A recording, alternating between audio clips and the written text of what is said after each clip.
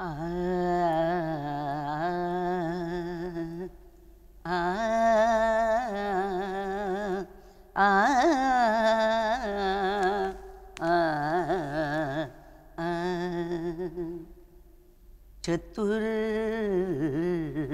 चतुर्भुजं पाशधरं गणेशं तथाङ्कुशं दन्तयुतं त्वमेकं त्रिनेत्रयुक्तं त्वभयङ्करन्तं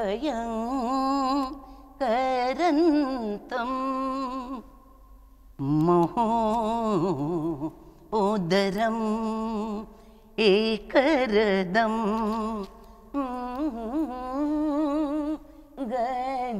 गजास्यं सर्पो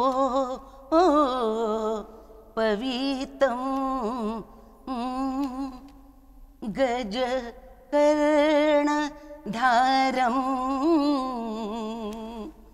विभूतिर्विहित सेवित पाद पद्मम्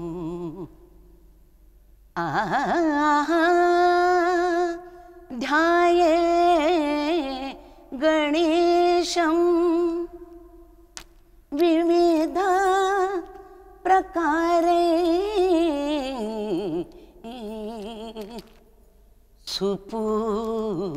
सुपूजितं शक्तियुतं परेशं ला ला ला ला ला ला ला ला ला ला ला ला ला गं गं गणपति गजमुख मंगल गिट गिड गिट गिड गिट गिड थुन थुन तत् तत् थै जय जगवंदन वक्रतुंड दानी दाता विघ्नहरण सुख करन धागन धाग धीमे किट थुडंग थुडंग ददिगन तै थुडंग थुडंग ददिगन तै थुडंग थुडंग ददिगन तै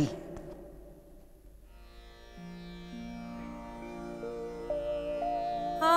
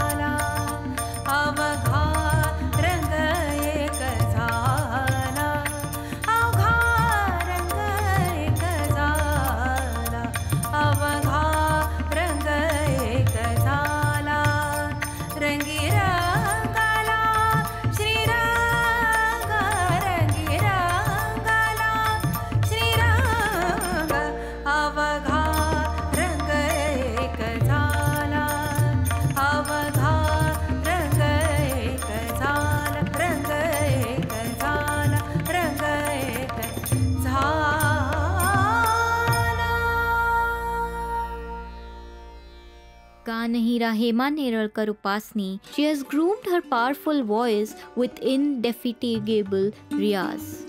Music is truly in her genes. The Sopranos is a music school and recording studio by Hema Upasni. Classical music is always tagged as serious, but with Sopranos, we will bring the fun element with a structured and extensive program. The Soprano studio is equipped with solid-state Logic Super Analog X-Dex console with latest Pro Tools HD Native.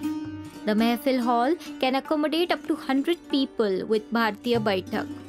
50 musicians can perform in the recording studio. With all these facilities, you can shoot your video in our studio to make an amazing impact.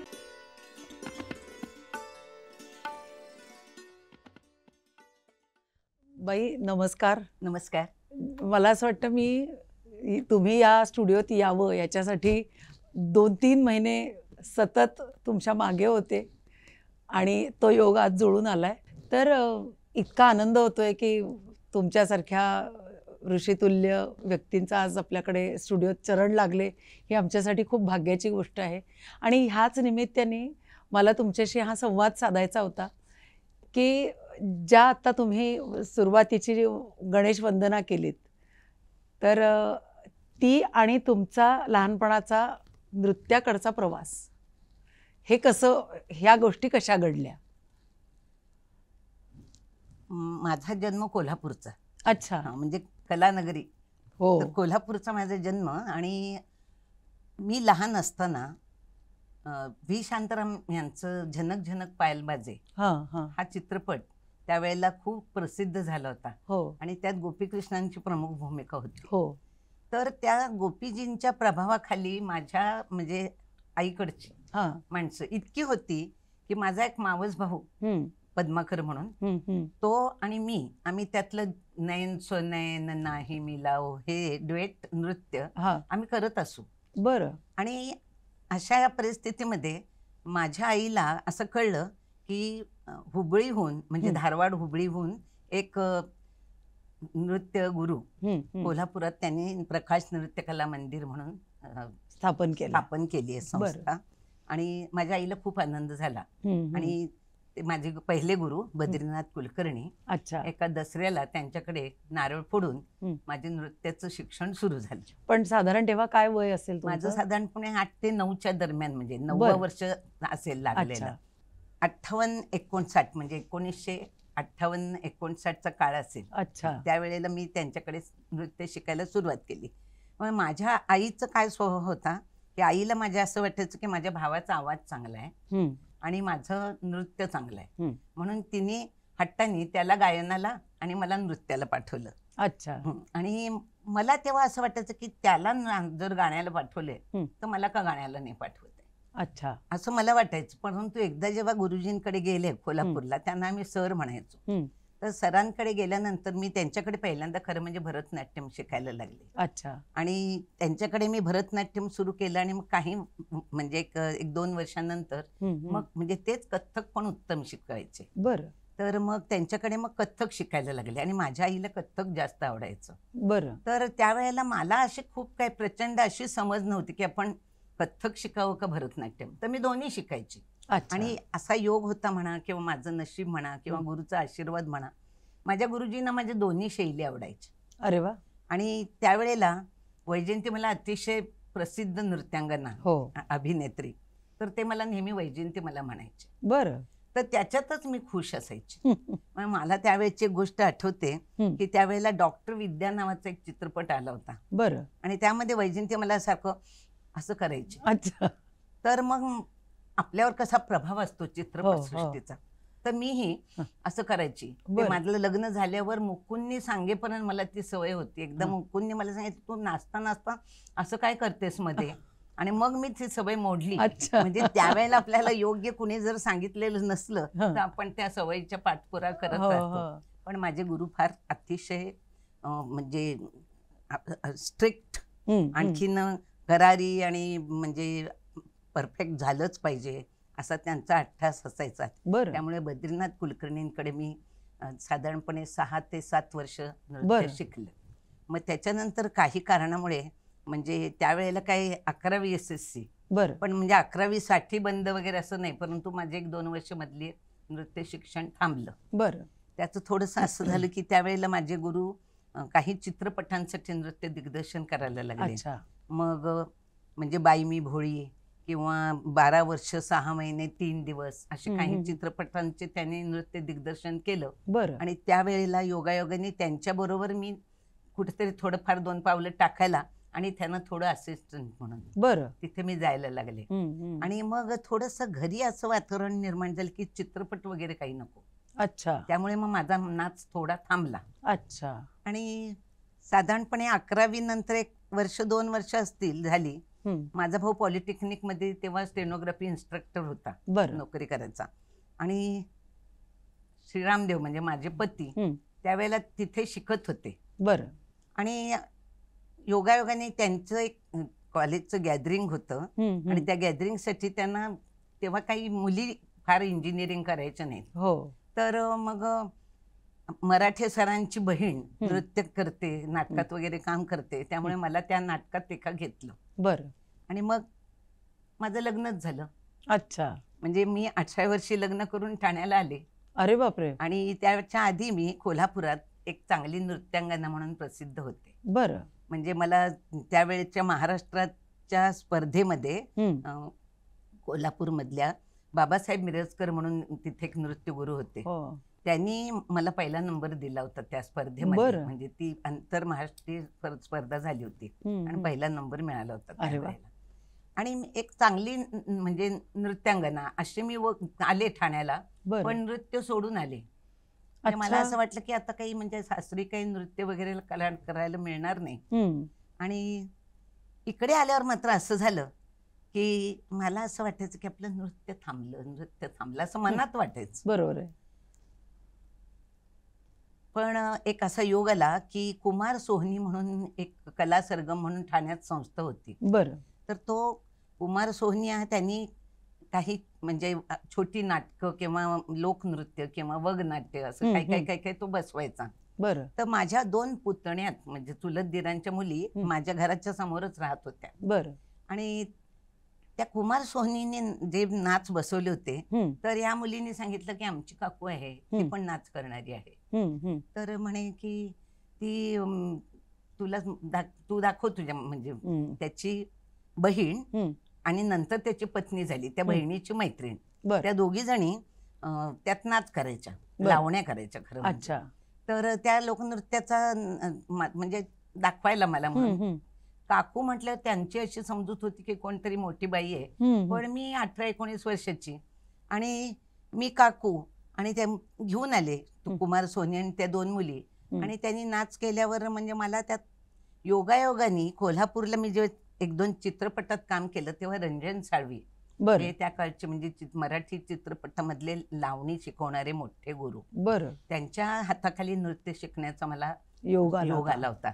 त्यामुळे लावणी ही मला खूप छान करता यायची. अरे वा तर योगायोगाने त्यांनी सांगितलं तर म्हणे त्यावेळेला त्यांचा थोडा म्हणजे त्या मुलींना असं वाटत होतं की ही घरेलू बाई काय शिकवणार नाच असं. परंतु मग मी त्यांना नाच शिकवला आणि मग त्यांना कळलं की मी कथ्थक नृत्यांगना आहे. मग ते मागे लागला कुमार सोहनी की म्हणजे मंजिरिका की तुम्ही ह्या दोघींचा नाच सुरू करा. मग मी माझ्या मिस्टरांशी म्हटलं की असं असं तर त्यांचा तर माझे फुल पाठिंबा होता. अरे वा म्हणे सुरू कर क्लास. तर मी म्हटलं क्लास सुरू करायचा तर मला 5 तरी मुली पाहिजे. आणि 5 मुली म्हटल्यावर त्यांनी 5 मुली गोळा केल्या आणि आम्ही नाचाचा क्लास सुरू केला. श्री गणेश नृत्य कला मंदिर नाव ठेवून नृत्याचा क्लास सुरू केला. 2 दिवस 2 मुली 5ची मुली आल्या आणि नंतर त्यातल्या 2च मुली शिल्लक राहिल्या. पण मला असं वाटलं की मी आता सुरू केलंय ना, थांबायचं आता थांबायचं नाही. क्या बात आहे. आणि म्हणून मी त्या 2च मुलींचा क्लास मी जवळजवळ 6-8 महिने घेत राहिले. आणि मग मेची सुट्टी आल्यावर मी असं ठरवलं की आता बास झालं, आपण हा वेळासारखा वेळ घालवतोय आणि आपण आता हे बंद करायचं. आणि मी असं ठरवलं आणि त्याच्या दुसऱ्या दिवशी 4 मुली आल्या आणखीन. आणि तेव्हापासून हा जो प्रवास चालू आहे तो चालू आहे.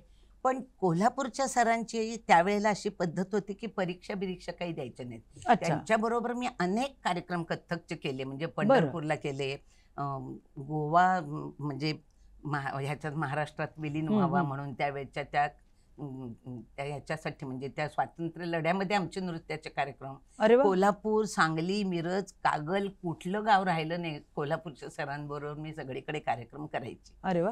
तर असं झालं की मिस्टर देवांना असं वाटलं की जर म्हणे क्लास करायचा आहे तर परीक्षा पण द्यायला पाहिजे.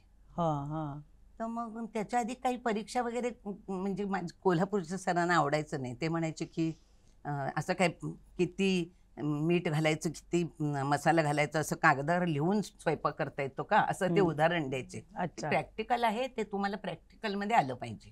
त्यामुळे एकही परीक्षा मी दिलेली नव्हती. त्याच्यानंतर म्हणजे त्या सलग 6 वर्षामध्ये एकही परीक्षा दिलेली नव्हती आणि त्यांच्याकडे प्रथाच नव्हती म्हणजे परीक्षा देण्याची.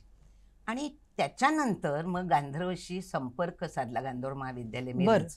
मग त्यांना माहिती होतं की ही म्हणजे माझं नाव होतं थोडंसं, आणि मी कोल्हापूरच्या सरांना जाऊन तेव्हा भेटले आणि म्हटलं मला परीक्षा द्यायची. म्हणजे हे सगळं होईपर्यंत जवळजवळ म्हणजे माझं लग्न होऊन 8-10 वर्ष होत आली होती. बरं. तर मग त्याच्यानंतर मी परीक्षा द्यायला सुरुवात केली. अरे बापरे. तर मी त्या कोल्हापूरच्या सरांना मी सांगितलं की सर म्हटलं मला परीक्षा द्यायची आहेत आणि माझा म्हणजे माझा पुन्हा नाच घ्या, म्हणजे मी ठाण्याहून येत जाईन. तर मग त्यांना मी नृत्य करून दाखवलं. तर ते म्हणाले चांगलं करतेस ग, पण म्हणे खूप जुना नाच आहे तुझा. तर म्हणे असं तू ठाण्याहून येणार कधी आणि मग इथे येऊन करणार कधी. त्यांचं स्वतःच सुद्धा नाचाची पद्धती बदलली होती.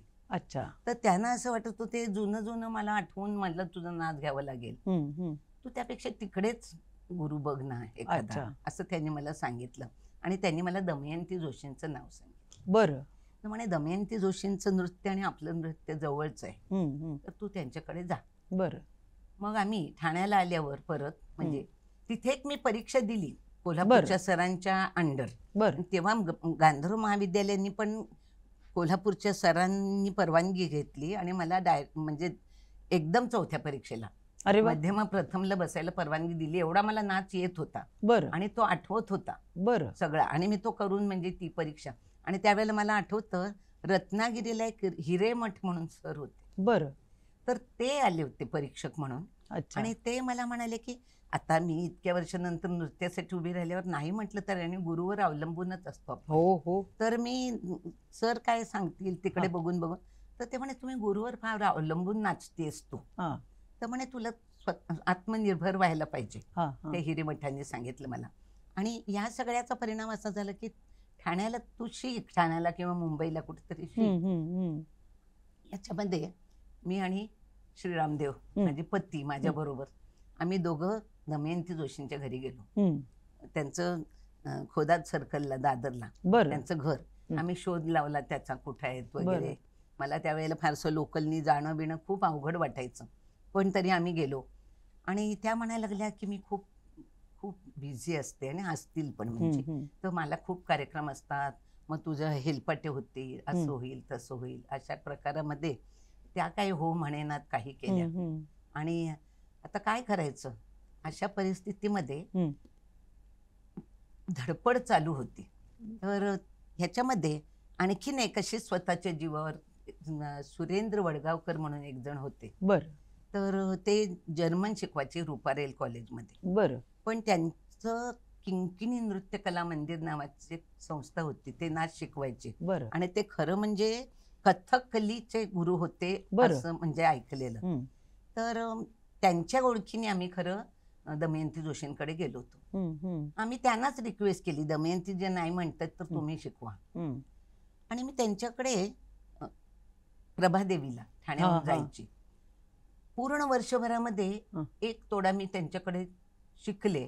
बाकी मी माझ्याच सरांकडे काय शिकलेली ते त्यांना म्हणून दाखवायची. पण अशा याच्यात मी एक परीक्षा ठाण्याला फाटक म्हणून गायक होते, त्यांचं गांधर्व महाविद्यालयाचं सेंटर होतं. तर त्यांनी सेंटर त्यांचं असलं तरी हॉल राजकुमार केतकरांचं होतं. तर राजकुमार केतकरांच्या हॉलवरती माझी परीक्षा ठरली. आणि ते स्वतः वडगावकर सर पण आलेले होते. आणि भाग्य असं की आशा जोगळेकर परीक्षक होते. आणि मग त्यांना म्हणजे त्यांनी मला विचारलं, म्हणजे मी ती हम्म. मध्यमा पूर्णची परीक्षा त्यांच्याकडे दिली. मग हम्म. म्हणजे कोल्हापूरला मध्यमा प्रथम आणि मग त्याच्यानंतर 1-2 पूर्ण. वर्षांनी असेल मध्यमा पूर्णची. हा हा तर मग अशा ताईंनी माझी परीक्षा घेतली. मग एखादी गोष्ट त्यांनी मला विचारली की तिश्र जाती म्हणजे काय, त्याच्यातलं एखादं परण कर. म्हटलं मला काही माहिती नाही तिश्र जाती म्हणजे काय. तू नाचली आहेस म्हणाले. म्हटलं मला सांगा काय आहे ते. मग त्या हसल्या. मग त्यांनी मला सांगितलं की मगाशी तू धात्रक तिकीट वगैरे करत होतीस ना, ते तिश्र जाती आहे आणि ते तिश्र जातीचं असं आहे. तर म्हटलं अच्छा, म्हणजे असं मला बरं असं वाटलं, म्हणजे असं मग आपण पुढे शिकायचंय. आणि मग मी आशा जोगळेकरांकडे सुरू नृत्य झालं. शिकायला गेले. क्या बात आहे. मध्ये मी केतकरांकडे पण थोडी 4 पावलं टाकली. अच्छा. म्हणजे ते वडगावकर तिथे असताना मग त्यांना कळलं की मी ठाण्याहून दादरला जाते. आणखीन मग केतकर सर मला म्हणाले की माझ्याकडे आलीस तरी चालेल. आणि मी त्यांच्याकडे गेले होते, पण मला त्यांचा नाच अत्यंत पौरुषयुक्त. तर मग थोड्याशा काही विचाराच्या म्हणजे ह्याच्यामुळे आशा जोगळेकरांकडे जायला सुरू केल्यानंतर मी आयुष्यात कधी मागे वळून बघितलंच नाही. क्या बात आहे. आणि राजकुमार केतकर काय किंवा आशा जोगळेकर काय, दोघंही गोपीकृष्णांचे शिष्य. बर. आणि या मधल्या काळामध्ये माझा मुलगा म्हणजे मुकुंदराज हा हळूहळू तबला शिकायला लागला होता. आणि पहिल्यांदा धर्माधिकारी म्हणून कोल्हापुरात, तर अभिजितच्या वेळेला मी कोल्हापूरला गेले तेव्हा त्याला धर्माधिकारी सरांकडे मुकुंदला मी तेवढे म्हणजे बाळणपणाच्या वेळात त्याला तिथे पाठवलं होतं. आणि त्याचा हात चांगला आहे असं कळल्यामुळे ठाण्यात तेलवणे म्हणून सर होते, त्यांच्याकडे मुकुंद थोडं काही दिवस म्हणजे काही वर्ष, 1 वर्ष 2 वर्ष तो शिकला असेल.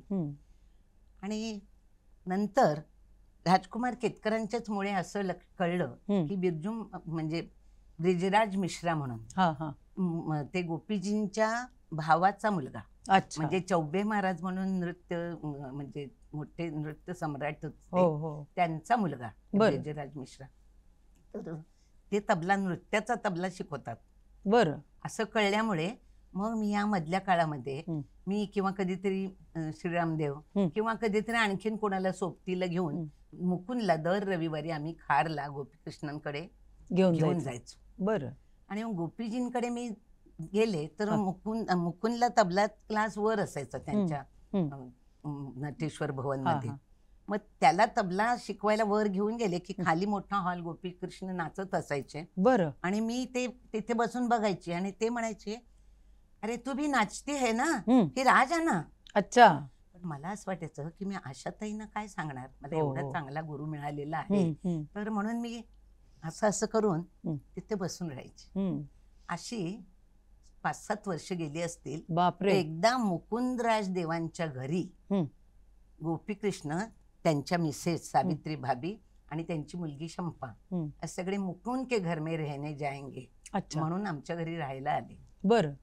आणि ते राहायला आलेले असताना अशी गोष्ट झाली की त्यावेळेला फोन असे चटकन उपलब्ध नसायचे. अच्छा. तर आम्ही फोनला नंबर लावलेला होता. बरं. पण मग आमच्याकडे फोन आला तर आम्ही खालच्या दुकानातनं बेल यायची वरती. बरं. आणि अशी बेल वाजली की मग धावत धावत जायचं, खालच्या दुकानात जाऊन फोन घ्यायचा. तर गोपीकृष्ण आमच्याकडे आलेले असताना ते असे माझे नाचाच्या क्लासची गॅदरिंग वगैरे व्हायची. मी त्यात कथ्थक, आशाताईंकडचं शिकलेले कथ्थक वगैरे करत असायची. कोल्हापूरच्या सरांनी छानच शिकवलेलं होतं, त्यामुळं नाच चांगला होता ईश्वराच्या आशीर्वादाने.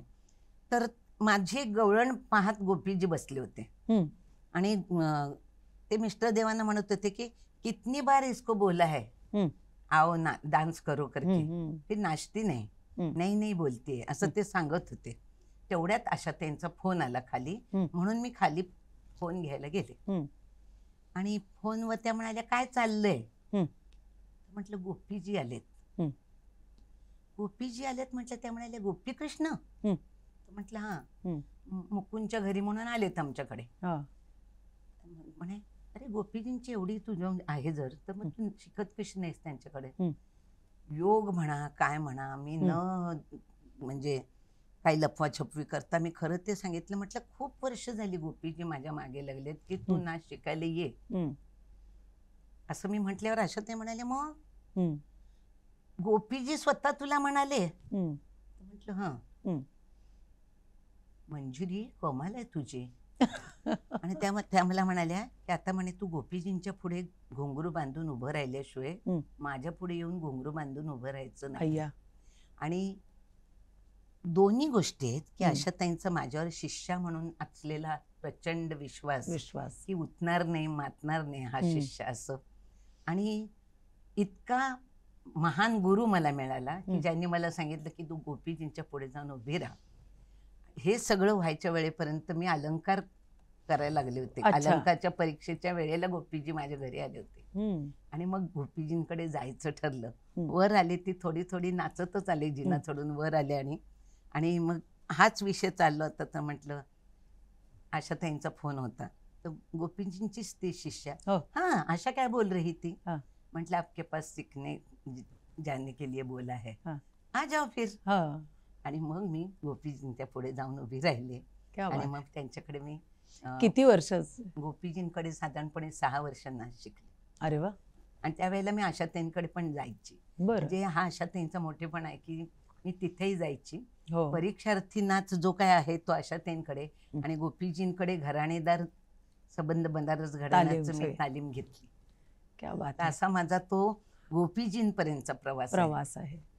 त्याच्या आणि पुढे मग जर तेव्हा अलंकार तुमचं पूर्ण झालं? पूर्ण झालं. गोपीजींकडे मी जटायुमुख शिकले, बरं. जो अलंकार पूर्णला पोर्शन मध्ये आहे. बरं. तर त्यांनी शिकवताना मला सांगितलं ऐसा करेंगे कि वो शूर्पणखा का कान और नाक काटते हैं, वहां से शुरू करके हम लोग खत्म करेंगे.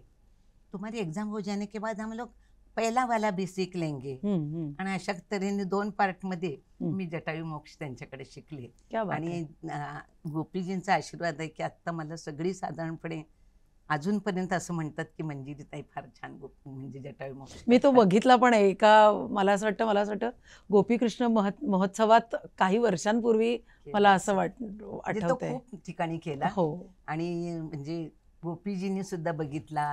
झालं तर सितारा देवी फार कौतुक करायच्या. वा. क्या बात आहे. त्यामुळे हा खूप नंतर योग छान हो. आला. 94 साली साधारणपणे गोपीजी गेले बरं. अचानक. आणि गोपीजींच्या जाण्याने एक प्रचंड पोकळी निर्माण झाली आयुष्यात. हो. आणि त्याच्या आधी काय झालं होतं, गोपीजी मला मुकुंद तेव्हा चांगला तबला वाजवायचे. म्हणजे गोपीजींबरोबर मुकुंदनी साथ संगत सुरू केली होती त्यावेळेला. अरे वा. तर मला असं व्हायचं की मुकुंद गोपीजींबरोबर वाजवतो असं मला म्हणजे काय भाग्य आपलं असं वाटायचं. तर आणि माझा एक दुसरा म्हणजे मानलेला भाऊ पद्माकर देशपांडे म्हणून, तो जितेंद्र अभिषेकींचा शिष्य. बरं. तो माझ्याबरोबर नेहमी गायनाची संगत करायचा. तर तो आणि गोपीजींबरोबर पण गायचा. तर गोपीजी मला एकदा म्हणाले की तू इतने प्रोग्राम करती है, तू अकेडमी क्यों नहीं खोलती? अच्छा. तू तुम्हारे घर में. आणि हे श्रीराम देव नाटकात काम करायचे चांगले, म्हणजे ते नोकरी करायचे. त्यामुळे त्यांनी पूर्ण वेळ नाटक केलं नाही, परंतु ते नाटकात काम अप्रतिम करायचे. ते त्यांना गोपीजींना माहिती होतं. तर गोपीजी म्हणाले तुम्हारे हस्बैंड नट है, भाई गाता है, बेटा तबला बजाता है, तू नाचती है, तो तू अकेडमी क्यों नहीं खोलती है? तू अकेडमी खोल, पहिला प्रोग्राम मैं करूंगा. अरे वा. तू. आणि मग अशा रीतीने माझ्या नृत्य सौरभ या पुस्तकाच्या प्रकाशनाच्या वेळेला आम्ही श्री गणेश कल्चरल अकॅडमीची स्थापना केली. त्यावेळेला विद्याधर गोखले म्हणजे लोकसत्ताचे संपादक आणि मोठे लेखक, तर विद्याधर गोखले, पंडित CR व्यास, झालं तर नटराज गोपीकृष्णजी, आशा जोगळेकर, प्रवीण दवणे, माझे कोल्हापूरचे सर, अशी सगळी माणसं ह्या प्रकाशनाला होती माझ्या नृत्य सौरभ पुस्तकाच्या प्रकाशनाला. आणि त्यावेळेला या अकॅडमीची स्थापना झाली. ह्याला किती वर्ष झाले? साधारणपणे 93-94च्या मध्ये झाली स्थापना. बापरे, म्हणजे इतकी वर्ष झाली. आणि त्याच्यानंतर काही महिन्यात जो माझा अगदी करेक्ट सांगायचं तर मला वाटतं 4 जानेवारी 94ला गणेश कल्चरल अकॅडमीची स्थापना झाली. ह्या सगळ्या मोठ्या लोकांच्या आशीर्वादाने. हम्म. आणि ऑगस्ट मध्ये गोपीजी गेले. अच्छा. आणि मग ते मी म्हंटल तसं की ते मला म्हणाले होते तुझ्या अकॅडमीमध्ये मी नाचेन पहिल्यांदा. आणि मला असं वाटलं सगळं संपलंच की आता. अच्छा. आता काय म्हणजे ह्या मनस्थितीमध्ये काही महिने गेले. आणि त्याच्यानंतर एकदम असं वाटलं की गोपीजींनी म्हणजे त्यावेळेला ना ते कल्पवृक्ष कन्येसाठी लावणीया बाबा ते गाणं असं वाटायचं की गोपीजी काय असेच अकॅडमी स्थापन करून गेले का. बरोबर आहे. आपल्याला काहीतरी करायला पाहिजे चळवळ. आणि अशा ह्याच्यामध्ये मी गोपीकृष्ण संगीत महोत्सव चालू केला. अच्छा. आणि मग पहिल्यांदा जाऊन भेटले सितारा दीदीनं. बरं. ते गोपीजींची मावशी असल्यामुळे थोडीशी ओळख होती. बरं. आम्ही जाऊन दोघं जण भेटलो आणि असं असं गोपीकृष्ण संगीत महोत्सव चालू करणार आहे, तर आपण नाचाल का. दीदी म्हणाल्या वो मेरा भांजा वगैरह ऐसा कुछ नहीं देखूंगी, मैं डांस करूंगी, क्या दोगी. अच्छा. तर मी म्हटलं की वैसे तो आप बताइए. पण मी सांगते एक नाही अशा अनेक कलाकारांनी म्हणजे दीदीने तर त्यावेळेला नुसतंच घाबरवलं, परंतु कुठलीही मानधन जे काय देऊ अशा प्रेमाने. आणि हेच माझा म्हणजे हे शिवधनुष्य जे आम्ही घेतलं ते आता या वर्षी आम्ही 29वा महोत्सव केला गोपी. आणि मला असं वाटायचं की गोपीजींच्या नावाने करत असलेला हा महोत्सव त्यांना साजेशा कलाकारांच्या कार्यक्रमांनी व्हावा. बरोबर आहे. आणि बाकी काही कळत नव्हतं की एखादा महोत्सव प्रस्तुत करायचा म्हणजे काय करावं लागतं.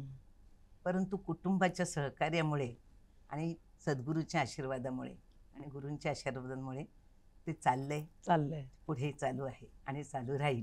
क्या बात आहे. बाई तुम्ही पुस्तकं पण बरीच लिहिली आहे, तर त्याच्याबद्दल जरा सांगाल. म्हणजे पुस्तकांचं लेखन म्हणजे का करावं असं वाटलं. आणि खरं तर तुमचा व्याप तोपर्यंत म्हणजे जे आतापर्यंत आपण बोलतोय खूप मोठा तुम्ही व्याप वाढवून घेतलेला होता. मग यात पुस्तकं लिहायला तुम्हाला वेळ काढला कसा तुम्ही. फार छान प्रश्न विचारलात. कारण असं झालं की मी जेव्हा नृत्याचं शिक्षण घेत होते म्हणजे मी वाटचाल करत होते, तर वाटचाल करताना परीक्षा देताना मला असं जाणवलं की परीक्षा देणं आणि आपण ज्याला म्हणतो क्रियात्मक आणि शास्त्र या दोन्हीचा समन्वय आपली बौद्धिक उन्नती होण्यासाठी अत्यंत आवश्यक आहे हे त्यावेळेला खूप कळत होतं. आणि पुस्तकं उपलब्ध नाहीत हे फार म्हणजे फार जाणवून गेलं. अच्छा. की मग मी काय करायची त्यावेळेला अभिजित आमचा खूप लहान होता, म्हणजे त्याला घरी ठेवायची कामवाल्या बाईजवळ. आणि मी NCPA ला पुस्तक शोधायला जायची पुस्तक मिळायला. म्हणजे तर हा जो प्रवास होता तर तिथे काय व्हायचं तुमची तुम्ही पुस्तकं शोधायची. बरं. मी तिथे जाऊन पुस्तकं शोधून ते पुस्तक हातात घेऊन बघेपर्यंत मला अभिजित दिसायला लागायचं. आणि मला असं वाटायचं की आता मला इथे थांबण्यात अर्थ नाही. पुन्हा ते पुस्तक ते ठेवायचे नाहीत लायब्ररीत, पुन्हा आपण जाऊन तेच काढायचं. अरे बापरे. तर हा एक प्रकार त्यावेळेला अवघड होता.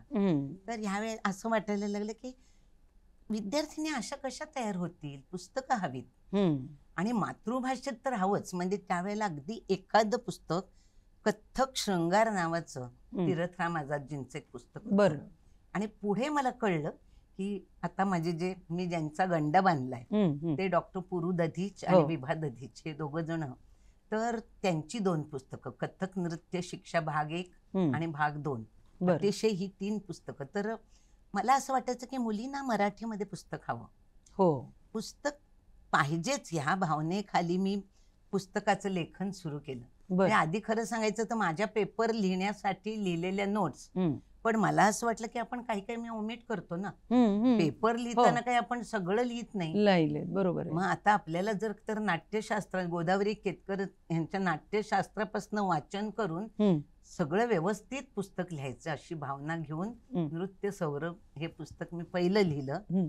साधारणपणे 6 वर्ष ते सगळं अभ्यास. म्हणजे ते अलंकारच्यासाठी उपयुक्त असं पुस्तक ते नृत्यासाठी उपयुक्त आहे. अलंकारला त्याच्यानंतर आणखीन पोर्शन आहे, परंतु ते पुस्तक असं आहे की ते परीक्षार्थी पुस्तक नाही, ते नृत्याच्या अभ्यासाला उपयुक्त असं पुस्तक आहे.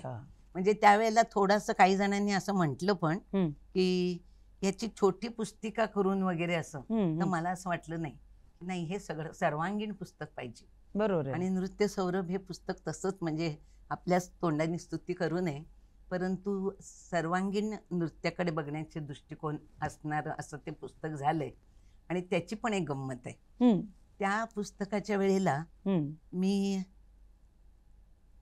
म्हणजे साईनाथांच्या त्रिगुणात्मक रूपाला हम्म, अर्पण बर असं मी ते पुस्तक म्हटलं होतं. बर तर बद्रीनाथ कुलकर्णी हम्म. आणि आशा जोगळेकर हा असे 2 गुरूंना नाव ते. आणि मी गोपीजींकडे शिकत होते, हम्म, परंतु माझ्या डोक्यात गोपीजींचा आशीर्वाद पण त्यासाठी घ्यावा हम्म, असं नव्हतं. हम्म, आणि काही काळ पुस्तक रेडी, हम्म. पुस्तकाचं काम चालू आहे, सगळं आहे, पण पुस्तकाच्या म्हणजे छापून येण्याचा वगैरे काही योगच येईना.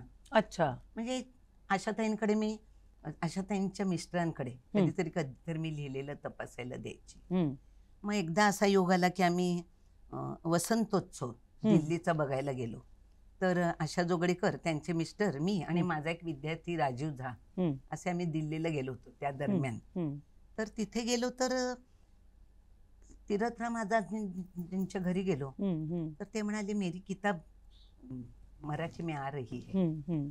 आणि मला असं वाटलं की अरे आता ह्यांचं तीरथराम आझादजींचं आल्यावर हो. आपल्या पुस्तकाला कोण विचारणार असं वाटलं. हं. वाईट वाटलं मनातल्या मनात, पण मी काय तिथे एक आपण म्हणजे, बोलू नाही शकत. अशीच गेलेली हा, म्हणजे आशाताईंची शिष्या म्हणून. हम्म, आशाताईंनी पण काही सांगितलं नाही ये बी लिख रही आहे हम्म. वगैरे. आणि म्हटलं बहुतेक काय पुस्तक आपलं होणार नाही वगैरे. हम्म. एक दिवस मी गोपीजींच्याकडून हम्म. माझा क्लास संपून टॅक्सीतून स्टेशनवर निघाले होते. आणि वाटेत एक अजित कडकडेचं गाणं, हम्म. त्रिगुणात्मक तुम्ही साई गजानन, हा. असं गाणं टॅक्सीत दुसऱ्या अच्छा. किंवा कारमध्ये असेल लागलेलं ऐकलं. आणि म्हटलं आपण गोपीजींचा आशीर्वादच नाही घेतला ह्याला, हा. आपण त्यांचा आशीर्वाद घेतला असं कसा घेतला नाही. हम्म. त्याच्यासाठी पुस्तकाचं प्रकाशन राहिलेलं होतं असं मला असं वाटतं. मी गोपीजींना फोन करून विचारलं, म्हटलं आप मुझे आशीर्वाद पर लेटर देंगे क्या. हाँ क्यों नहीं, किताब लाके दे दे. त्यांनी माझं पुस्तक वैभव जोशी नावाच्या त्यांच्या शिष्याकडून सगळं वाचून घेतलं, बरं, हिंदी. आणि मला त्यांनी त्याच्यावर पत्र लिहून आशीर्वादाचं पत्र. आणि मग त्याच्यानंतर माझं नृत्य सौरभ पुस्तक छापून आलं. वाह. त्याला महाराष्ट्र शासनाचा उत्कृष्ट वाङ्मयाचा पुरस्कार मिळाला, क्या बात है. 93-94चा.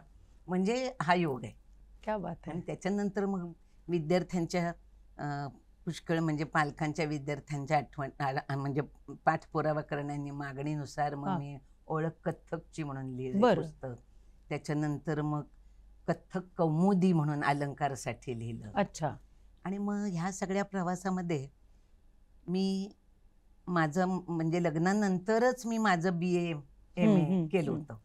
तर मराठी घेऊन मी एंटायर मराठी घेऊन MA केलं. बरं. तर मग मला असं वाटलं की आपण PhD करूया. आणि म्हणून मी SNDT कॉलेजमधनं खाडीलकरांच्या नाटकातील नायिका या विषयावर PhD करायला सुरुवात केली. अच्छा. आणि नृत्य क्लास खूप देवाच्या आशीर्वादाने जोरात होता.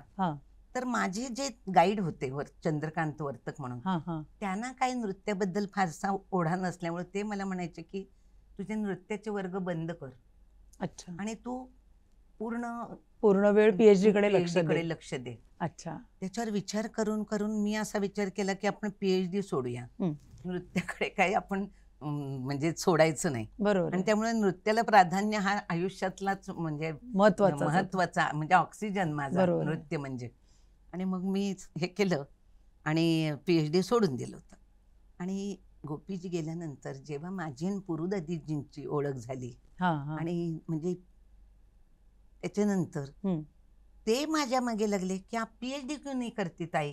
अच्छा. म्हटलं अभी उम्र में PhD करके क्या करूं असं मी त्यांना म्हणायला. आणि ते म्हणाले नाही आपको करना चाहिए. आणि मधल्या काळामध्ये गोपीजी गेल्यानंतर मी सितारा दीदींचे वडील म्हणजे आचार्य सुखदेव महाराज यांनी त्या काळात म्हणजे 150-200 वर्षापूर्वी मोठा ग्रंथ लिहिला होता. बरं. तर मला सितारा दीदी म्हणजे मागे लागले होते, मेरी बाबा की किताब का काम कर. आणि त्यामुळे मी त्याची प्रेस कॉपी करायला गोपीजींच्या घरी जायची. बरं. गोपीजी गेलेलेच होते, पण सितारा दिदी तिथे राहायचे. अच्छा. तर मग तिथे जायची आणि त्या पुस्तकाचं त्या काय झेरॉक्स वगैरे द्यायच्या काढून, मूळ प्रत त्या कधी द्यायच्या नाहीत. अच्छा. विश्वास म्हणजे असं त्यांना वाटायचं की हा खजिना आहे, हा यांच्या हा हातात नाही द्यायचं. मग तर ते काम करत असताना मला असं वाटलं की केवढं काम आहे, हो. आणि ते फार मोठे रचनाकार. बरं तर त्यांच्या इतक्या उत्तम रचना त्यांच्याकडे, बरं. म्हणजे त्या पुस्तकामध्ये, म्हणजे एक खरं शंकरी परण नावाचं परण मला अजून आठवतंय. पण दीदीने कधी हे तुला घे असं म्हटलं नव्हतं, त्यामुळे मी त्यातलं कधी काही घेतलं नाही. अच्छा. त्यांनी काय थोडंफार शिकवलं, मग गोपीजींनी शिकवलेलं होतं हो. घराण्याचं. हो. तर त्यामुळे तर असाच विषय निघाल्यावर असं वाटलं कथ्थक मधलं हे काव्याचं मोठं भांडार आहे, असं वाया जाणार आहे. आता मी गप्पा मारते तसं गुरुजींची म्हणजे पुरुदत्तजींची पण कथ्थक में कविता इस पर क्यों नहीं करती, उस पर करो, संशोधन करो. आणि मग डॉक्टर पुरुदत्तजींच्या मार्गदर्शनाखाली पुढे जाऊन मी कथ्थक में कवित्त छंदों का विश्लेषणात्मक अध्ययन याच्यावर PhD केलं. अरे वा. 500 कवित्त संकलित केली. बापरे. ती आचार्य सुखदेव महाराजांची जी मला म्हणजे गेली असं, म्हणजे खरंच अजूनही ती कुठेतरी त्यांच्याकडे आहेत, त्यांच्या बाळ जे असेल तिथे. परंतु अशी कथ्थक क्षेत्रामध्ये खूप आहेत इतर, अशी मला खूप मिळाली. त्यांचं मी सगळं म्हणजे संग्रह केला. आणि मग त्याच्यानंतर पुरुदत्तजींच्या मार्गदर्शनाखाली माझी वाटचाल चालू आहे, मी शिकते. मग कथ्थक में कवित्त छंद नावाचं त्याचं पुस्तक आलं माझं. अरे वा. म्हणजे अशी पुस्तकांची म्हणजे आतापर्यंत साधारण किती, 10 पुस्तकं? हा, 8 तरी आहेत. 8 आहे. कारण इंट्रोडक्शन टू कथ्थक, बर, अँड इन्साइट इंटू कथ्थक असं. मग लोकांच्या सगळ्यांच्या आग्रहामुळे मग मध्ये एक कथ्थक से पहचान म्हणून हिंदी पण लिहिलं होतं. बरं. असं करत करत कथ्थकशी निगडीत अशी पुस्तकं बरीच लिहिली, आणि ती विद्यार्थ्यांमध्ये लोकप्रिय आहेत. आणि वाचकांना कवित्त छंदाचं पुस्तक आणि नृत्य सौरभ वाचकांना म्हणजे अभ्यासकांना आवडतातच. म्हणजे आशीर्वादांनी देवाच्या जेव्हा माझ्या नृत्य सौरभची पूजा पहिली प्रकाशनाच्या आदल्या दिवशी घरी गोपीजीने केली, तर इसकी 10 आवृत्ती निकलेगी अशी. अच्छा, आशीर्वाद तेव्हा मला असं वाटलं एक तरी माझे होऊ दे पूर्ण. आणि खरोखरीच 11वी आवृत्ती आहे चालू आता. क्या बात है. वा बाई, मला ह्याचं आश्चर्य वाटतं की एक स्त्री म्हणून, म्हणजे ज्या काळात तुम्ही डान्समध्ये आलात तर ते आईचं म्हणजे दृष्टिकोन होता किंवा त्यांची आवड म्हणून तुम्ही आलात, पण त्या काळात तुम्हाला एक स्त्री म्हणून आणि आधीचा जो काळ होता तर त्यात नृत्य म्हणा किंवा आमच्या गाण्याकडे लोक फार म्हणजे चांगल्या ह्याच्याने बघत नव्हते, पाहण्याचा दृष्टिकोन वेगळा होतो. हो, तर त्या गोष्टींचा तुम्हाला कधी त्रास झाला? एक असा हे ईश्वराचा आशीर्वाद आहे की मला असा त्रास खूप सहन नाही करावा लागला. परंतु हा काय वेडेपणा आहे, हे कशाला हवा असं नजर होती. म्हणजे की म्हणजे माझी आई थोडीशी डॅशिंग होती, आणि तिला ते म्हणजे ती सोव्हिएत रशिया असं पुस्तकं यायची. तिचं वनिता समाज नावाचं तिचं स्वतःचे मंडळ होतं, महिला मंडळ म्हणून आपण. ती अशी ऍक्टिव्ह होती, कीर्तन करायची. तर तिने मला नृत्याला घातलं होतं. पण माझ्या आजोळी किंवा आजूबाजूला सुद्धा त्यावेळेला सुद्धा असं होतं, नाच काही शिकवायला पाठवलंय. माझ्या आईचं नाव इंदुताई, तर इंदूचं काहीही असतं अशी होती भावना. अच्छा. परंतु कोल्हापूरचे सरही अतिशय म्हणजे अत्यंत सात्विक आणि अतिशय चांगले गुरु असल्यामुळे कधी असं काही वाटलं नाही. त्यांच्यावर मी कार्यक्रमाला जायची, मला चांगल्या मैत्रिणी मिळाल्या होत्या. आणि लग्न झाल्यावरची वाटचाल म्हटलं तर आशा जोगळेकर पण म्हणजे आशाताईंच्या पण सासूबाईंना वगैरे वाटायचं नृत्य कसली करते ही असं. परंतु कोणी फारसा आपण ज्याला अडथळा आणला नाही. परंतु असं सासरी आल्यावर सुद्धा थोडी पहिल्यांदा माझे म्हणजे चुलत सासरे वगैरे त्यांनी म्हणजे मंजिरींनी नृत्याचा कार्यक्रम नको करायला, म्हणजे नृत्याचा क्लास घेते इतपत ठीक आहे, स्टेजवर जाऊन स्वतः नाचायला नको असं म्हटलं होतं. पण श्रीराम देवांनी सांगितलं की तुम्ही एकदा तिचं नृत्य बघा, आणि त्यात जर तुम्हाला काही वावगं वाटलं हम्म. तर मी तिला परत कधीही नृत्य करायला देणार नाही. हम्म. पण एकदा बघा. हम्म. आणि ते माझ्या नृत्याचा कार्यक्रम बघायला आले. अच्छा. पुढे जाऊन त्यांनी माझ्या नृत्याच्या कार्यक्रमामध्ये बासरी सुद्धा वाजवली. अरे वा. तर त्यावेळेला ठाण्यात सुद्धा एक राजकुमार केतकर, हम्म. एक वैशाली इराणी, बरं. असे एखाद 2 क्लासेस होते. हो. आणि मग मी पण नाचाचा क्लास सुरू केला. कुठे माझ्या मनात आपण कधी जाऊन नाचाचा क्लास चालू करू असं काही वाटलं नाही. पण तो नटराजाचा आशीर्वाद आहे हम्म. की त्यांनी माझ्याकडून हे सगळी वाटचाल चालू केली. ह्या सगळ्या प्रवासात एक गोष्ट झाली हम्म. की देवांच्या घरामध्ये देवधर्म, हम्म. कुळधर्म हम्म. हे इतकं होतं. बरं. तर मला नेहमी असं वाटायचं की कोणी एकाही व्यक्तीने काय कोणास ठाऊक, मला असं वाटायचं की ही नाचत बसते आणि घराकडे दुर्लक्ष करते असं कोणी म्हणता कामा नये. आणि ह्या भावनेने मी माझी सगळी कर्तव्य जास्तीत जास्त प्रामाणिकपणाने पार पाडायचे कायम प्रयत्न केले. आणि मला म्हणजे आमच्या घराण्याचं कुलदैवत आहे साईनाथ माऊली. हो. तर साईनाथांचाही मला तसाच आशीर्वाद मिळाला आहे. आणि माझ्या विद्यार्थिनींना वगैरे सगळ्यांना हा आदर्श वाटतो की घर सांभाळून, आपल्या जबाबदाऱ्या सांभाळून आपल्याला कला करता येते. आणि मी अजूनही मुलींना, आमच्या बऱ्याच मुलींना नेहमी सांगत असते की योग्य वयात सगळ्या गोष्टी करा. खरंच. आणि कला आपल्याला आयुष्यभर करायची. बरोबर आहे. तुम्ही एखाद्या नव्या घरी जाता लग्न करून, योग्य वयात लग्न करा.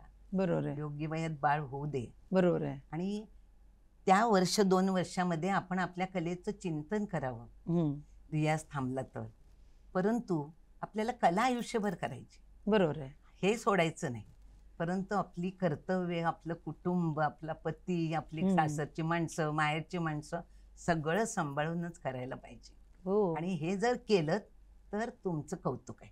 खरंच आहे. नाहीतर काही नाही. नाहीतर आता हल्ली बघतो ना आपण की ते मूल झालेलं असतं, एखादी मुलगी जर शिकायला येणार आहे तर, आणि मग ती त्यांच्या मागे इतकी चिडचिड त्यांची चालू असते. ते बघून असं वाटतं की बाई तू जरा थोडे दिवस थांब, मुलाचं कौतुक बघ. आयुष्यभर ते काय मूल काय लहान थोडी राहणार आहे, ते मोठं होणार आहे. मग तुला आत्ताचे दिवस तरी तू एन्जॉय कर ना, कमीत कमी. खरंच आहे. आणि दुसरी गोष्ट आधी पण मी मुलींना सांगते की तुम्ही जे काय म्हणजे समजा आता परीक्षांना सुद्धा चांगलं महत्व आलंय. हो. आणि परीक्षा म्हणजे काहीतरी मूर्खपणा आहे असं नाहीये. परीक्षा म्हणजेच कला नव्हे. हा. कलेसाठी रियाज आणखीन म्हणजे त्याच्या पाठपुरावा करत राहणं, त्याच्याशी अत्यंत प्रामाणिकपणाने काम करणं, त्याचा म्हणजे सतत ध्यास ठेवणं हे खरं गरजेचं आहे. पण त्याच्याच बरोबर परीक्षा देणं म्हणजे काहीतरी दुय्यम दर्जाचं आहे असं नाहीये. परीक्षेचा जर आपण इमाने इतबारे जर विचार करायला लागलो तर आपण समृद्ध होत जातो. हो. आणि पण काही वेळेला काय होतं म्हणजे परीक्षा देणं हेच मुख्य ध्येय राहतं. हो. कला साधना करणं हे राहत नाही. तर तसं नाही व्हायला पाहिजे. परंतु अशा काही गोष्टींमध्ये मुलींना सांगावं लागतं की तुम्हाला परीक्षा द्यायच्या असल्या तर तुम्ही विवाहापूर्वी त्या द्या. बरं. कारण आई झाल्यावर किंवा एखाद्याची पत्नी झाल्यावर किंवा एखाद्या घरातली गृहिणी झाल्यानंतरचं जीवन बदलतं. बरोबर आहे. म्हणजे घरातल्या सगळ्यांची परवानगी आहे तुमच्या बाळाला गोवर आला. हो. बरोबर आहे. तर तुम्ही काय म्हणजे कला करत बसणार का? म्हणजे माझा रियाजाचा वेळ आहे तर मी आता 2 तास रियाज करणार, तिकडे त्याला गोवर येऊ दे नाही तर ताप येऊ दे असं म्हणून चालत नाही. आणि त्या आईलाही ते सुचणार नाही. बरोबर आहे. त्यामुळे तुम्ही काही अमुक एक गोष्टीची साधना किंवा साध्य निदान परीक्षार्थी तर ते तुम्ही विवाहापूर्वी करा. की ते तुम्ही रियाज करताय म्हटलं तर तुमच्या आईला इतकं अप्रूप असतं की ती तुमच्या तोंडात घास पण भरवायला तयार असते. खरंच आहे. हे जे भाग्य असतं ते लग्नापूर्वी असतं. बरोबर आहे. लग्नानंतर सासू सुद्धा असं करणारी भेटते. हो. की बाबा तू तुझं काहीतरी करिअर करतेस ना किंवा काहीतरी करतेस तर, परंतु अशा अडचणी आल्या तर काय करणार? बरोबर आहे. तर त्यावेळेला कुटुंबाला प्राधान्य द्यायलाच हवं. बरोबर आहे. आणि आपण कुटुंबाला प्राधान्य दिलं नाही तर मग सगळी जीवनाची घडीच बदलते. खरंच आहे. त्यामुळे कलाकारांनी आपलं कुटुंब महत्व देणं गरजेचं आहे असं मला वाटतं. आणि साधारण शिकवायला लागून मला असं वाटतं ठाण्यात आज 48-50 वर्ष झाली. हो. म्हणजे आता माझ्या क्लासचा 48वा वर्धापन दिन येईल. बरं. तर इतकी वर्ष मी शिकवते आणि शिकते सुद्धा. मी आयुष्यभर माझं विद्यार्थी पण जपलेलं आहे. वा. तर मी ह्या नेहमीच मुलींना सांगते की सतत शिका, काहीतरी करा, म्हणजे कलेची कला वाढवा. किती वाढते माहिती नाही, पण वाढण्याची मला एक म्हणजे लग्न झाल्या कोणीतरी मला एक असा टॉन्ट दिला होता, म्हणून आपण टोमणा मारला होता की हिची गती कासवाची आहे. अच्छा. खूप वाईट वाटलं होतं मला की असं म्हटलं मला. आणि मग एक ठिकाण आलं आणि मला असं वाटलं की गती आहे ना, गती नसून ठप्प झाल्यापेक्षा गती आहे, सावकाश का असेना, कासवाची का असेना, पण कासव शरद जिंकतं. हो. त्यामुळे वाटचाल आपल्याला आयुष्यभर करायची म्हणजे गती कासवाचीच ठेवायला पाहिजे. असं एखाद्याला सशाची गती आणि कासवाची निष्ठा जर सांभाळता आली क्या बात आहे, तो लवकर वरती जाईल, नाही का? आणि ही किती म्हणजे तो मारलेला टोमणा असेल त्यांनी, पण तो तुम्ही किती पॉझिटिव्ह घेतला आणि तो करून दाखवला. काय माहिती करून दाखवला का नाही, पण करून घेतला ईश्वराने. हा योगायोग आहे. आणि हा खरंच म्हणजे माझ्या सगळ्या गुरूंचा, नृत्य गुरूंचा मला अभ्यासात सुद्धा खूप, म्हणजे कारण मी लग्नानंतर शिकले. पहिलं BA MA मी एक्सटर्नल केलं. बरं. तर तेव्हा सुद्धा मला म्हणजे ठाण्यात एक कोणकर म्हणून होते, किंवा श्रीराम बोरकर म्हणून, मवी फाटक म्हणून, असे मला चांगले चांगले गुरु मार्गदर्शनासाठी मिळाले. म्हणजे मराठीच्या म्हणजे कवितांसाठी म्हणा किंवा इंग्रजीसाठी वगैरे. तर ह्या सगळ्या गुरुजनांचा जो एक प्रचंड माझ्यावर जो विश्वास त्यांनी दाखवलाय, त्यांनी आशीर्वाद दिलाय, त्यामुळे पायवाट चालू आहे. पण मग PhD कधी पूर्ण झालं? मला वाटतं 2004 साली. बरं. 4 का 5 माझ्या एक्झॅक्टली अगदी लक्षात. ठीक आहे, पण म्हणजे 4-5. केवढा मोठा. त्याच्यानंतर मग मी म्हणजे माझ्या हाताखालून 4-1 मुली संगीताचार्य झालेत, म्हणजे गांधर्वच्या युनिव्हर्सिटीच्या, म्हणजे खैरागड युनिव्हर्सिटीमधून झालं, तर पुणा युनिव्हर्सिटीमधून, टिळक महाराष्ट्रमधून, अशा म्हणजे माझ्या अंडर 5-7 2-4 संगीताचार्य, 2-3 PhD. आणि आता मी श्री युनिव्हर्सिटी कटकच्या मध्ये, तिथे माझ्या अंडर आता 8 मुली माझ्या अंडर PhD करतायत. अरे वा. आणि वेगवेगळ्या कॉन्सेप्ट घेऊन पण तुम्ही बऱ्याच गोष्टी डान्ससाठी केलेल्या आहेत. हो, हा एक म्हणजे फार छान योग आला मला की करत राहायचं ह्याच्यामध्ये. तसं म्हटलं ना तर गीत रामायणावर नृत्य करण्याची कल्पना पहिली, म्हणजे त्याच्या आधी कोणी केली असली तर माहित नाही, पण मी पहिल्यांदा केली. तर त्यावेळेला मी आनंदराव माडगुळकर, म्हणजे गदींचा मुलगा, त्यांची परवानगी वगैरे घेऊन येऊन मी गीत रामायणाचे 3-3 कडवे काढून असं त्यावेळेला गीत रामायण पहिल्यांदा केलं होतं. आता गीत रामायणावर खूप लोक करतात. त्यावेळेला ठाण्यात मपाम भावे म्हणून कवी फार चांगले, म्हणजे स्वप्नातल्या कळ्यानो, तर त्यांनी एक आम्रपाली म्हणून लिहिलेलं म्हणजे काव्य होतं. त्याच्यावर मी आम्रपाली ही नृत्य नाटकं केली. नंतर मग गायत्री मंत्रावरती मी नृत्य हे केलं. म्हणजे माझा PhDचा थिसिस आहे, त्याच्यावर मी छंद सुगंध नावाचा, म्हणजे त्याचा प्रॅक्टिकल कार्यक्रम केला. अरे वा. असे अनेक म्हणजे नद्यांवरती कार्यक्रम केला. उषा सुक्त घेऊन, म्हणजे सूर्याची, पण बऱ्याचशा काही पहिल्यांदा सगळ्या कल्पना मराठीतले साधारण घेऊन केल्या मी कार्यक्रम असे. पण अशा खूप कल्पना काढून त्याच्यावर मी कोरिओग्राफी केलेली आहे. क्या बात आहे. आणि आतापर्यंत साधारण किती मुली आपल्याकडे शिकून गेल्या असतील अंदाजे? कारण अशी म्हणजे हे नोंद अशी आहे असं नाही, परंतु 6-7 हजार नक्की. बापरे. एवढ्या मुली शिकल्यात. आणि जवळजवळ ना ठाण्यातच जवळजवळ 25-30 मुलींचा अत्यंत यशस्वी म्हणजे नृत्य हा त्यांनी पण प्रसार आणि प्रचाराचं व्रत माझं स्वीकारलेलं आहे. आणि त्यांचेही उत्तम क्लासेस आहेत ठाण्यात. बरं, संस्था आहेत, म्हणजे नुसते क्लास असं नाही, क्लास म्हणायचंच नाही, बरोबर आहे. मोठ्या मोठ्या संस्था आहेत. संस्था आहेत त्यांच्या. आणि देशात आणि परदेशात मिळून अशा माझ्या 100 तरी मुली असतील की ज्या पूर्ण उत्तम वेळ- गुरु आहेत. बरं. त्याने हा व्यवसाय आणि त्या स्वीकारलेला आहे. आणि त्या पूर्ण वेळ फक्त हो नाचाच. हो. म्हणजे माझी एक ना शिल्पा सावले बर. नावाची विद्यार्थिनी, आता ती रमा मांजरेकर नावानी हम्म. अमेरिकेत तिने तौर्य हम्म. ह्या नावानी त्यांची संस्था आहे. बर. आणि ती इन्स्ट्रुमेंटेशन मध्ये मला वाटतं ती ही आहे, म्हणजे इंजिनियर. बर बर ती इतकी हुशार मुलगी की ठाण्यात तिने डिप्लोमाला पहिली आली, बर म्हणून तिला डिग्रीला डायरेक्ट ऍडमिशन मिळाली. मग ती पुण्याला जाऊन तिने बीई केलं, बर. त्याच्यानंतर अमेरिकेला जाऊन MS केलं. एवढं सगळं करून आता ती तिथे घेते, ती नृत्याचे वर्ग घेते, तिची संस्था खूप मोठं काम करते. अरे वा. आणि खूप म्हणजे तिच्या संस्थेमध्ये जाऊन बिरजू महाराजांनी अरे वा. किंवा अशा चांगल्या चांगल्या गुरु लोकांनी तिथे शिबिर वर्कशॉप घेतलेले आहेत, कार्यशाळा. आणि अभिमान वाटतो ह्या मुलींचा की त्यांनी म्हणजे इतकं शिक्षण झाल्यावर सुद्धा नृत्याला प्राधान्य दिलंय.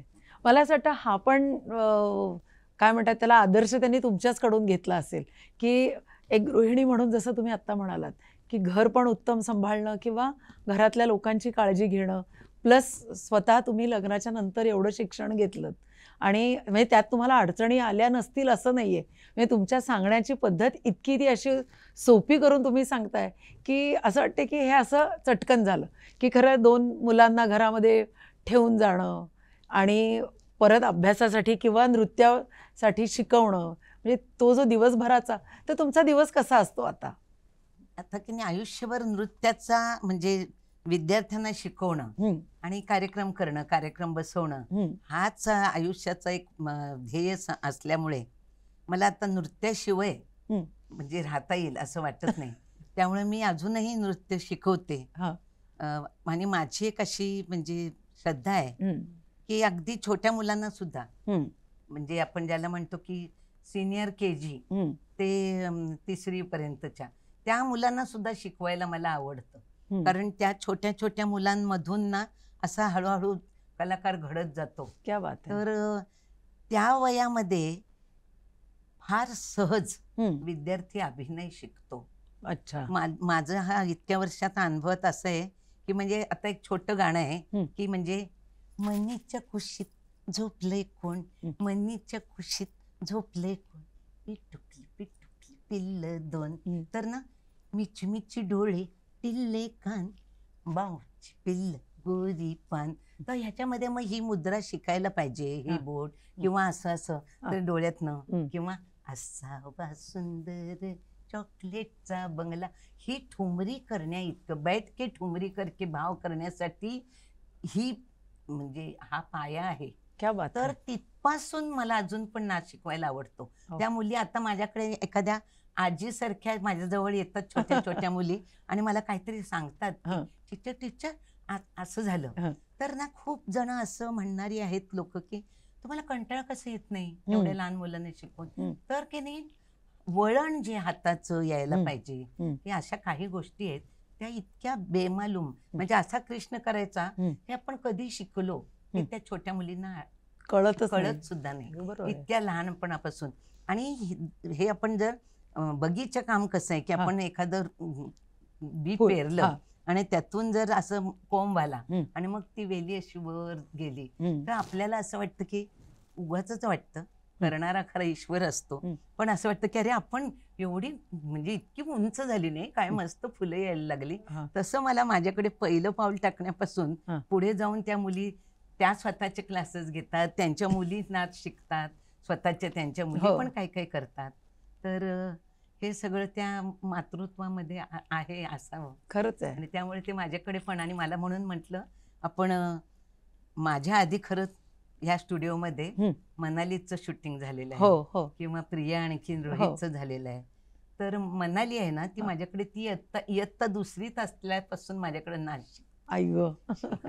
आणि मग जेव्हा की नाही ती मुकुंदची बायको झाली त्याच्यानंतर ती माझी सून झाली, नाहीतर ती माझी आधी लाडकी विद्यार्थिनी, म्हणजे मी तिला म्हणायची की ही माझी कॅसेट आहे, म्हणजे तिच्या लक्षात सगळं छान राहायचं. तर मी म्हणायची की बाबा मी पटकन काय शिकवलंय ते तिला विचारलं की ती बरोबर सांगते.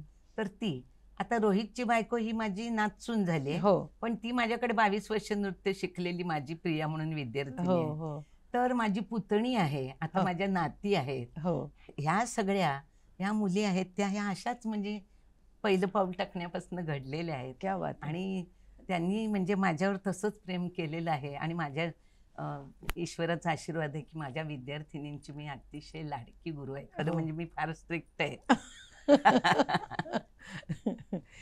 पण त्यातही एक वेगळं प्रेम आहे. हा, आणि हा स्ट्रिक्टनेस जो आहे की नाही, हम्म, म्हणजे मला कोल्हापूरची सर आठवतं हम्म, की प्रसंगी त्यांनी ते कडुलिंबाची कंपाऊंडचं असते ना मेहंदी, हो हो त्याची पायावर मारायची जर भरतनाट्यमसाठी हो. वाटलं नाही तर पण त्यावेळेला तो शिकलेला शरीराचा डौल हम्म, लहानपणी तो अजून राहिला आहे. क्या बात म्हणजे आहे. या वयाला सुद्धा म्हणजे असं होत नाही की तो.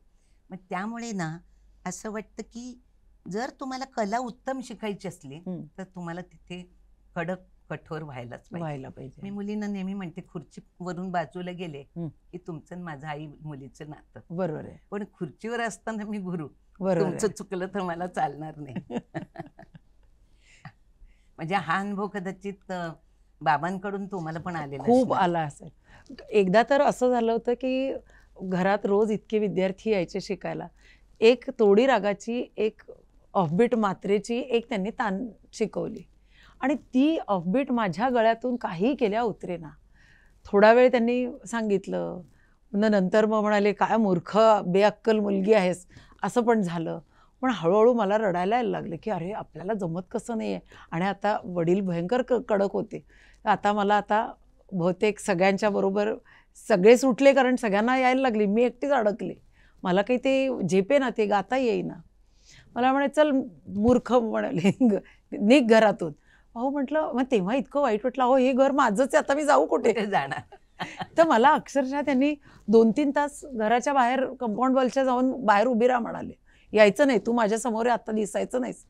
तर मी आपली बाहेर कंपाऊंड वॉलच्या अशी उभी आहे आणि मला तेव्हा इतकं वाईट वाटत होतं की बाकीचे विद्यार्थी किती छान ना 4 तास आपल्याकडे येतात आणि जातात निघून, त्यांना त्यांचं काहीतरी चांगलं आयुष्य आहे, पण मी आता जाऊ कुठे?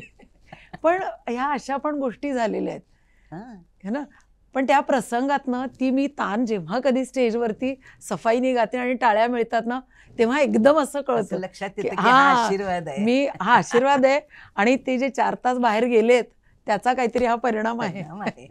तर त्याच्यामुळे असं वाटतं ना की खूप म्हणजे गुरूंनी कधी खूप लाड करावेत असं नसलेच पाहिजेत गुरु, असं मला कधीतरी. आणि कदाचित आमच्या वेळचे गुरु ना तोंडासमोर स्तुती नाही करायचे, कधीही वा हो. म्हणायचे नाही. हे अगदी इतकं म्हणजे हे होतं की चुकून आपल्याला जर ऐकायला मिळालं तर असं बाहेरून कोणी तर छान म्हणत होते हो. तुझ्याबद्दल. आता मी मगाशी म्हटलं तसं की मला ते वैजयंती मला म्हणायचे म्हणूनच मी म्हणजे अंतराळीच चालायची त्यावेळेला. पण म्हणजे आता ते कळतं की ते कौतुक होतं, परंतु नृत्य करताना काही जर चूक झाली की कठीण. ह्या संदर्भात मला एक आशाताईंची गोष्ट आठवते हा. की आशाताई कधी तोंडासमोर स्तुती नाही करायची. त्या अशा करारी होत्या, त्यांच्या शीतनं अशी ना कपाळावर अशी रेग अशी शीर उभी राहायची. बरं असं म्हणतात की अशी शीर उभी राहणाऱ्या माणसाचा स्वभाव करारी असतो. बरं. आणि गोपीजी फार वेगळे होते. हम्म. तर एकदा ते आशाताईंच्या मागे, मंजिरी बहुत अच्छा करते है ना, है ना आशा, बहुत अच्छा करते है ना, है ना आशा, असं त्यांनी आशाताईंना इतकं भंडावलं की शेवटी एकदा त्या हाँ इसके लिए तो आपके पास भेजिए उसको, असं आशाताईंनी सांगितलं, वधवून घेतलं. तेच तर. पण त्यांचं म्हणजे मला असं वाटतं की ते त्या लहान वयामध्ये कधी कधी कळत नाही असं वाटतं. माझी पण एक अशी सवय होती की कुठे कार्यक्रमाला जाऊन आलो किंवा कोणी पण आमच्या विद्यार्थी आईला हळूच जाऊन विचारायचं, तुला काही म्हणाले का ते कार्यक्रमाचं? मग ती म्हणायची हां. मग ती पण काही पटकन सांगायची नाही, पण मग म्हणायची की हां त्यांनी ह्या गोष्टीचं कौतुक केलं होतं बरं का, असं. मग इतकं बरं वाटायचं की असं वाटायचं स्वर्ग 2 बोटं उरलाय आता अगदी. तर आज इतकं छान वाटतंय बाई तुमच्याशी गप्पा मारून की सगळा काळ तो असा डोळ्यासमोरून झरझर निघून गेलाय अगदी. आणि तुमच्याकडून आलेल्या साधं वाक्यसुद्धा आज आमच्यासाठी एक युनिव्हर्सिटीसारखं काम करणार आहे. आणि मला असं वाटतं हाच पुढच्या जनरेशनला पण, कारण हा आमचा एक खूप मोठा ठेवा आहे की ह्या तुमच्या ज्या सगळ्या गप्पा आहेत त्या आयुष्यभर या यूट्यूबच्या माध्यमातून राहतील. तुमचे विचार आज नवीन जनरेशनपर्यंत जातील की तुम्ही एक स्त्री म्हणून कसा विचार केला, एक पत्नी म्हणून, आणि किती सरेंडर प्रत्येक गोष्टीत तुम्ही सांगितलं की नाही, की पतीचा विश्वास तुम्ही त्यांचा जिंकला आणि त्यांनी तुम्हाला केवढा सपोर्ट दिला. म्हणजे एखादी गोष्ट जर करायची असेल तर तुम्हाला घरच्यांना विश्वासात घेऊन किंवा त्यांचं प्रेमाने जिंकून नच तुम्हाला पुढे जायला पाहिजे. ह्या कितीतरी छान गोष्टी तुम्ही सांगितल्यात आणि इतका छान वाटलंय तुम्ही आलात, आपण एवढ्या छान गप्पा मारल्या. आणि हाच आमच्या पॉडकास्टचं खरं नाव आहे म्युझिक कहानिया. तर ह्याचा उद्देश असा असतो की एक आर्टिस्ट घडण्यामागे ज्या काही स्टोरीज आहेत, ज्या कहाणी आहेत, त्या आपल्या प्रेक्षकांना पोचाव्यात. आणि त्याच्यासाठी खरंच तुमचं खूप खूप आभार की तुम्ही आज खास वेळ दिलात आणि आलात आणि आमच्या रसिकांशी इतक्या छान गप्पा मारल्यात. तेव्हा रसिकांनो, इतका सुंदर आज गप्पा झालेल्या आहेत की मलाही खरं कुठे थांबायची इच्छा होत नाही आहे. तर ह्या एपिसोड तुम्ही खूप जास्तीत जास्त लोकांना शेअर करा, लाईक करा आणि सगळ्यात महत्त्वाचं म्हणजे सबस्क्राईब करा. तेव्हा परत एका नवीन कलाकारांच्या बरोबर पुन्हा भेटूया. Thank you so much. थँक्यू बाई. धन्यवाद.